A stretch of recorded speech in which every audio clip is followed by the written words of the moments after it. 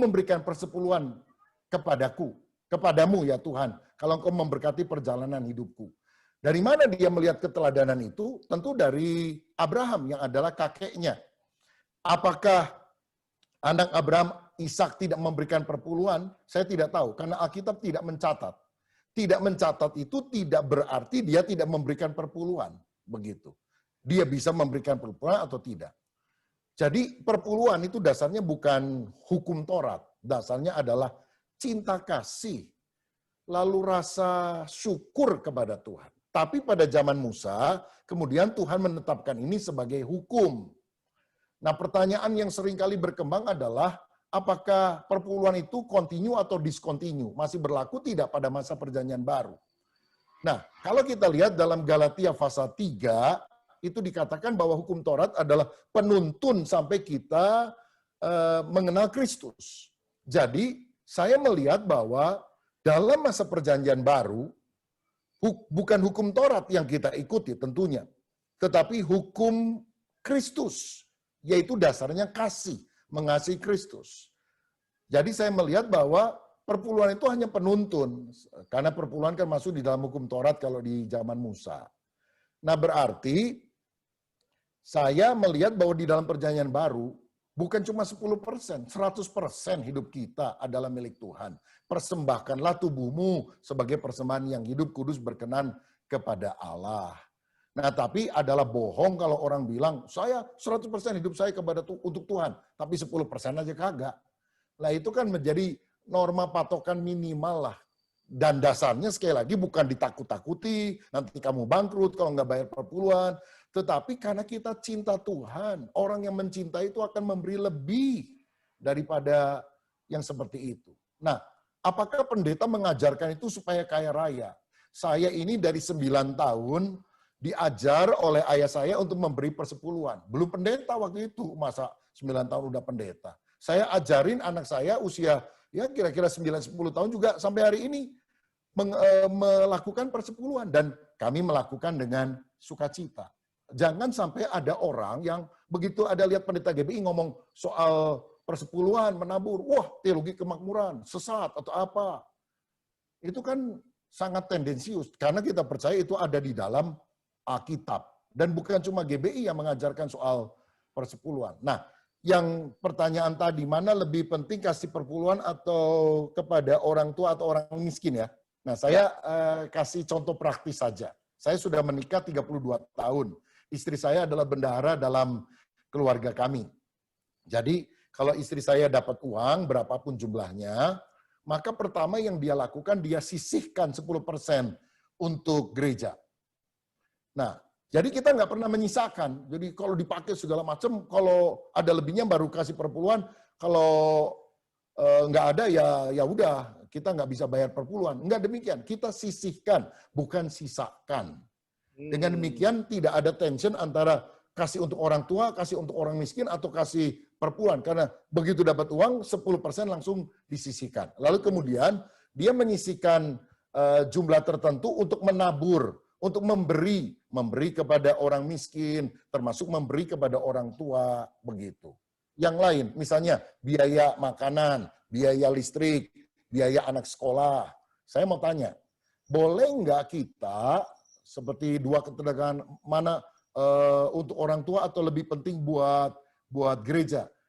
Saya mau tanya, seandainya satu kali uang saya sekian, lalu saya bilang sama PLN tuh, maaf ya karena bulan ini saya mau kasih semua uang saya buat ayah saya atau ibu saya, maka saya nggak bayar listrik ya. Boleh nggak seperti itu? Kan tidak bisa. Ini masalah pengelolaan keuangan. Jadi banyak orang yang tidak bisa mengelola keuangan dengan baik. Kan Yesus pernah bilang, bayar kepada kaisar apa yang kaisar punya, bayar kepada Allah apa yang Allah punya. Begitu. Jadi bagian buat orang tua mesti ada, bagian untuk gereja mesti ada, bagian untuk bayar listrik mesti ada, bagian untuk bayar uang sekolah anak mesti ada, sehingga pengaturannya menjadi baik. Saya rasa kalau orang bertanya semacam itu tadi, minta maaf, mungkin pengelolaan keuangannya amburadul begitu. Tapi jelas sekali dalam penjelasan ini kan bahwa Ketua Umum menerangkan tidak ada yang lebih tinggi karena setelah disisihkan semua diperhatikan. Ya. Oke. Semua aspek harus Iya. diperhatikan.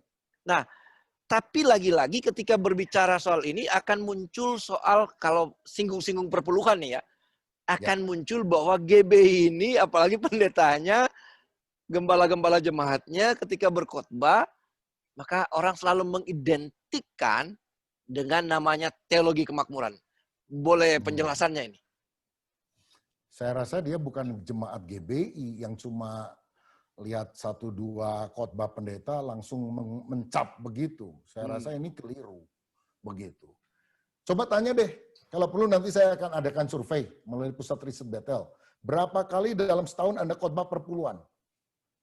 Saya kan udah puluhan tahun jadi pendeta, mungkin setahun sekali ada atau enggak ya? Setahun sekali atau 2 tahun sekali barangkali bicara soal itu. Ini soal teologi kemakmuran ya, saya sampaikan begini. Ada 2 kutub yang berbeda. Pertama teologi kemakmuran. Cirinya Anda itu rohani, Anda kaya, mobilnya mewah, rumahnya besar, uangnya banyak. Tapi di sisi yang lain ada yang mengabarkan teologi penderitaan atau teologi kemiskinan begitu. Semakin Anda miskin, semakin Anda rohani. Nah, GBI di mana? GBI tidak di dua-duanya. Bahwa GBI itu mengambil teologi, kalau saya sebut teologi yang bertanggung jawab, teologi yang alkitabiah, teologi yang seimbang, yang ada di tengah. Maksudnya begini, kita mengakui di dalam Alkitab ada catatan tentang berkat Tuhan, ada orang tiap kali pendeta khotbah tentang berkat, wah teologi kemakmuran. Apa kita perlu doakan supaya orang itu tidak dapat berkat? Nah kita semua kan perlu berkat Tuhan toh. Dan saya percaya berkat Tuhan yang terbesar bukan uang, tapi keselamatan di dalam Tuhan Yesus Kristus. Nah jadi ada orang yang memang mendapatkan seperti perumpamaan talenta. Ada yang dapat 1 talenta, 2 talenta, 5 talenta. Itu kan sesuai dengan anugerah yang Tuhan berikan. Kita ini hanyalah manajer, kita bukan owner. Kita harus mengelola keuangan dengan baik untuk menjadi berkat bagi banyak orang. Saya ingat akan Abraham.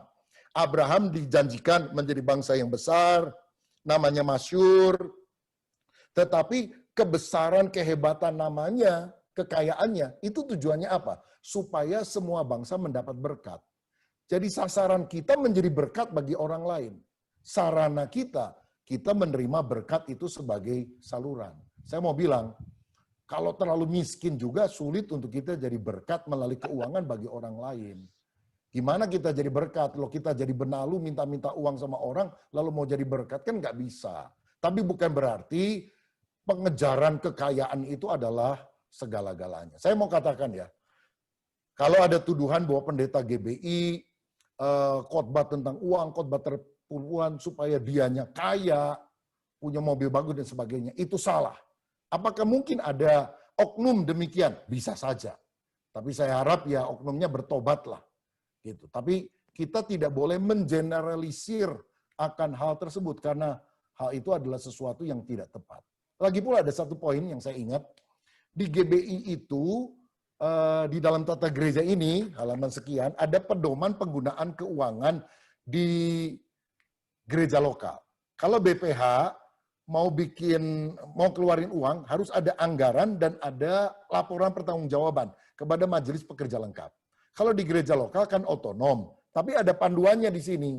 Semakin besar jumlah jemaat atau persembahannya, prosentasenya makin kecil untuk pendeta dan stafnya, begitu.